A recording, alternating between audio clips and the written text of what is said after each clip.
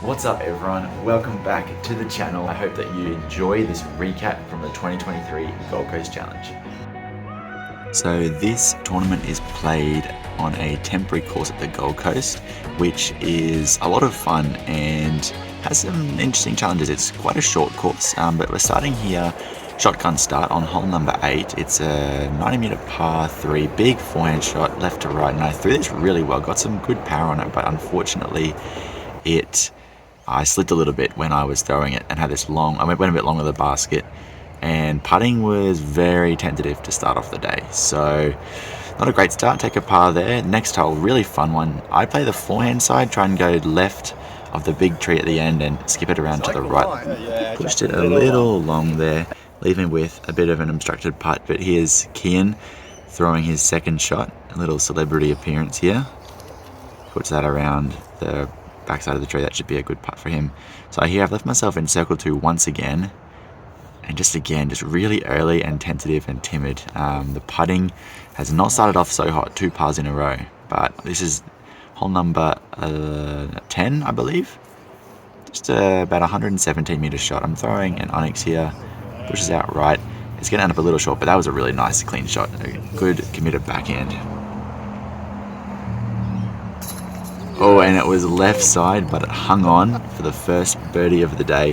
That was a nice catch by the basket there, and got me feeling a little bit more relaxed there on the putting green.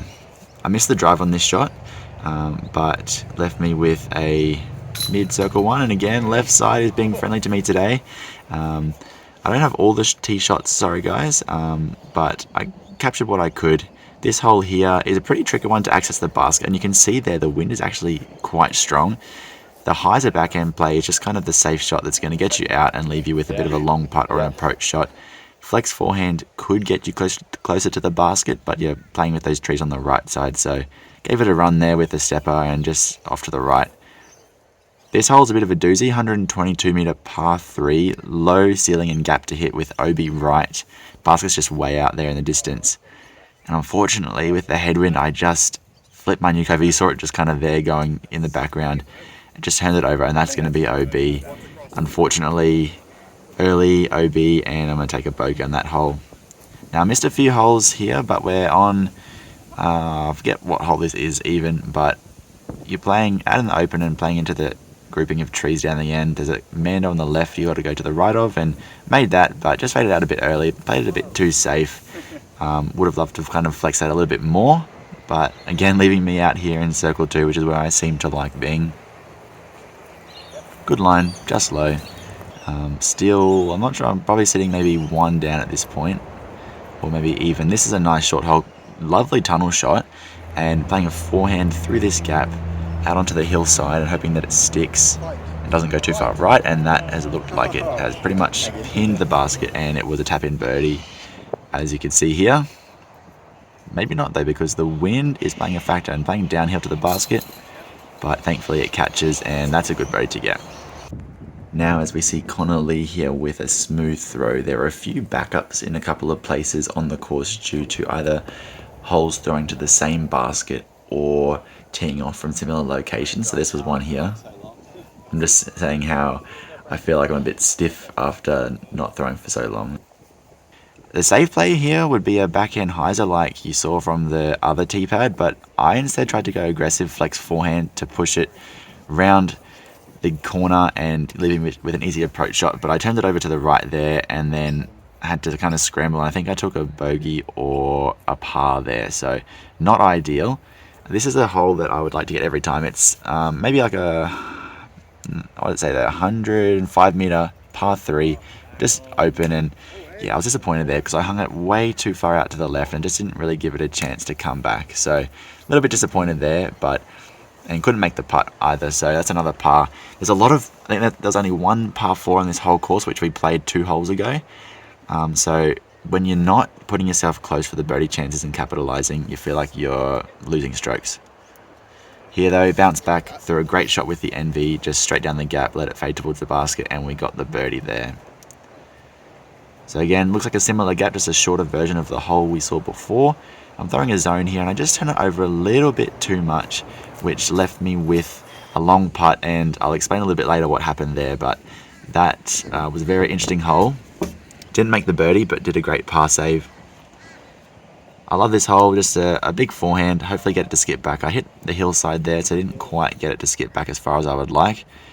But let's see if we can finally cam one of these circle 2 step putts. I've been a bit off so far in this round.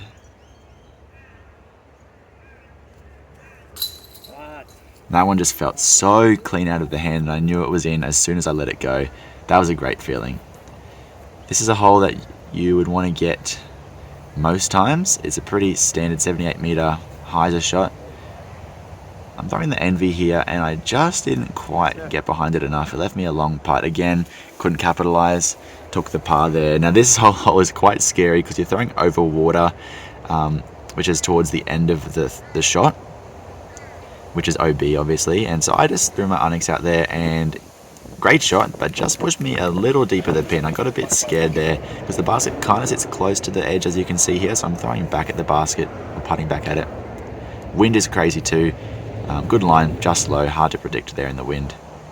This is a 99 meter par 3, pretty simple hyzer shot here, and the basket's way off to the left, as you can see there, and that one was close. I thought I might have put it in for the ace, but we took the birdie there, so good way to finish. Pleasure. I Probably see you soon. was in, I believe, second place or tied for second after round 1, and a couple of strokes behind Hayden, who was the leader after the first round. But we're jumping into round 2 now, first hole. So you've seen all these holes before, or you've seen most of these holes before, but see if we can put something together to chase down Hayden and get my first win. Unfortunately, not the start I was after. It early released again and a bit short, so we were able to play with Kian though for the second round as well, and he put that one in for birdie, and he actually started off really hot, as you might not see all the shots, but he started off really well, and that got a really fortunate wind lift through the Onyx again. That was looking like I released it way too low, but got a nice wind lift to take me pretty much to the same spot as we just saw in round 1. Once again, just messed with the wind and just couldn't really put that one in there. So par to start, not ideal when you're trying to chase down a lead. This shot again felt really good out of the hand, through the same force. Flashed the chains. I thought that I had put that really close, but unfortunately left it a little bit long and missed the putt there. So this is hole number 8 on the course layout, and I canned it from deep. That one felt really good, and I would have been really disappointed to miss that shot because it's a pretty simple forehand. Here we had a nice little CTP bet going to see if the forehand line or Hayden's backhand line would be closer. I threw it pretty much identical to round 1, and again just pushed it a little long. Thanks. Man, just keeps on camera. CTP challenge, Hayden, Kian, myself. Kian now is showing us a backhand line. Flip up for him. Nice and straight, but not going to quite push the tree line. Hayden though, see if he can put it closer than me with the backhand. I like it. Oh, that's so good, Hayden. That is most likely done. Of course, with the skip, Hayden was closer and took out the CTP challenge. Throwing Onyx again here on this hole. It was a little bit more inside than I was hoping, and then in round 1, but it managed to push forward enough to leave me with a pretty short putt to make the birdie, and I believe I did take the birdie there. You can see here the wind's absolutely ripping, and Hayden's telling me he threw his most overstable disc and it flipped up on him. So I'm throwing the force here and just really put off by the wind. It's a pretty simple, just big hyzer shot, nothing in the way. And I released that really early and I was worried, but thankfully the wind kind of made it sit up a little bit, and I was very fortunate that it didn't go too far left into the OB, but it left me with this long putt here to try and make the birdie. Good height there, but just couldn't capitalize, and I'm just missing a few opportunities here. Going with the backhand here again on hole number 12, and yeah, that is not where you want to be. That is going to be very difficult to even save the par. So at this point, I very easily could have got down on myself. I threw some awful shots and was throwing stuff that wasn't necessary to throw. I was throwing some silly shots, trying to save, the birdie, and then try and save the par when I didn't need to do that. I could have just laid up and played safe, taken my own medicine, and then gone on, but I didn't, and it resulted in a big score. And so at that point, I honestly, in my head, I thought, well, I'm out of it. I immediately thought that I'm now lost 2 strokes to Hayden, and that put me even further back, and there was no chance of coming back. I've done a lot of hard work, and then now I'm out of it, which was pretty disappointing. But I told myself, I said, well, this is golf. Anything can happen. All it takes is for me to do one better on a couple holes that are to go, and I'm right back to where I was before, only 1 stroke behind. And so I thought that, and I was like, well, we'll see what happens. We'll just try and play well and do that. And honestly, that's tournament, and that second round was the best my mental game has been all year. I didn't really let those mistakes get to me, and I just kept playing my game. And then we got to, I think, course hole 1, it might have been, and through a good drive with the forehand, got to a good position. Hayden, on the other hand, didn't end up in a good spot, and threw a bit short off the tee, I think. He then, threw his approach shot and it wasn't so good, or threw a putt, and I'm not exactly sure what happened, but it ended up leaving him with a tester coming back for par, whereas I had this putt for birdie.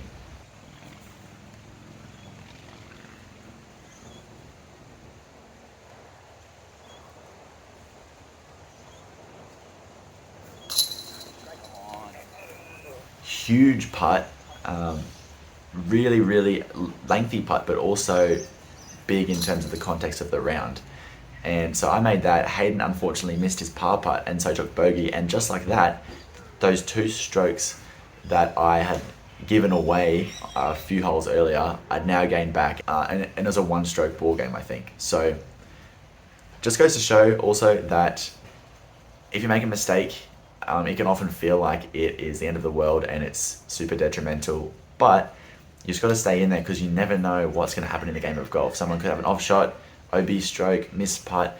So just if I can give any advice or anything that I've learned from this, is just to stay in it, stay positive. You never know what the other people are going to shoot. You just can only play your game. We then had a few very scoreable, attackable holes left. I'm throwing a forehand here on hole 1 again, and I actually throw it on a much better line than in round 1, but come up a little bit short, and then I somehow miss an uphill putt high. And unfortunately, I couldn't quite capitalize on the first one. It was a very doable shot, but I just left it low, didn't really give it much of a chance, and had a step putt. Hayden, though, I think he piped it and parked it and went on to birdie, so there was only maybe 2 strokes in it now with a couple to play.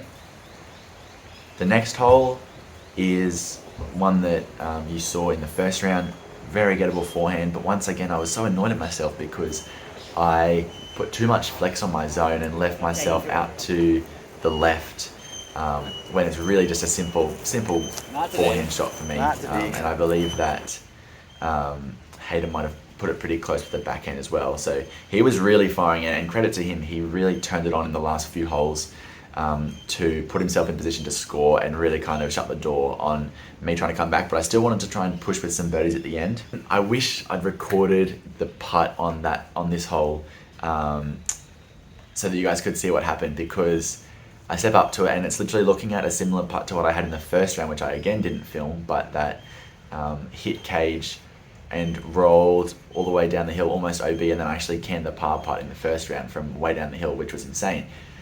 So I was landed in a very, very similar spot, and so I went through my routine, and I was positive, and my putting was feeling good, as I've been saying. I was smiling. I was trying to smile while I was putting to bring that positive energy, and I find that actually really helps me and relaxes me as I'm going to putt. So I went through my routine and threw a putt that felt really, really good. It got a little nose up in the wind, because the wind was crazy. But it hit. I was so satisfied with the putt. It was such a good putt. Little nose up lift at the end, but it hit dead center. And I kind of went down to pick up my mini, and I look up and I see that it's just spat back out and fallen right next to the basket. And there was some people on another card that were watching and they saw it happen, and they came over to me and they just couldn't believe what had happened. But at that point, that was pretty much all my chances for taking the win were pretty much gone. I then threw a pretty decent shot on the next hole, our final hole. A nice forehand with my captain's Raptor. Again, landed to a pretty similar spot to where I was first round, which I made a really nice putt from. And so I thought, let's just close out with a nice birdie, and because I pretty much at that point I had second place locked up, and it was a good putt, but just a little bit offline, chained out left side, tap in the par, and I think end up going down by maybe 4 strokes. Nice. Congrats, mate. Solid. Oh, thanks. Good stuff. Well done. Ken, pleasure playing with you, mate. Good stuff. 2 rounds in a row. That was good fun. It was a very positive weekend compared to the previous 2 tournaments, if you've watched my video that recapped those ones. So a lot of positive takeaways. My putting had improved a lot, my confidence was a lot better, and just mental game overall was really, really good. So couldn't quite take down Hayden. Once again, congrats to him. He has been playing phenomenal disc golf so far, and he's on a crazy streak of wins. So he's gonna take a bit of stopping, but I think I'm trending in the right direction, and I'm feeling good about the upcoming tournament. So we'll see if we can put it all together. Still hunting down that first win of the season and that first MA1 win, but definitely trending in a good direction. There we go. Woo! So I hope you enjoyed the video. I hope that you have also had a wonderful day, and make it great for somebody else as well, and we'll catch you in the next one.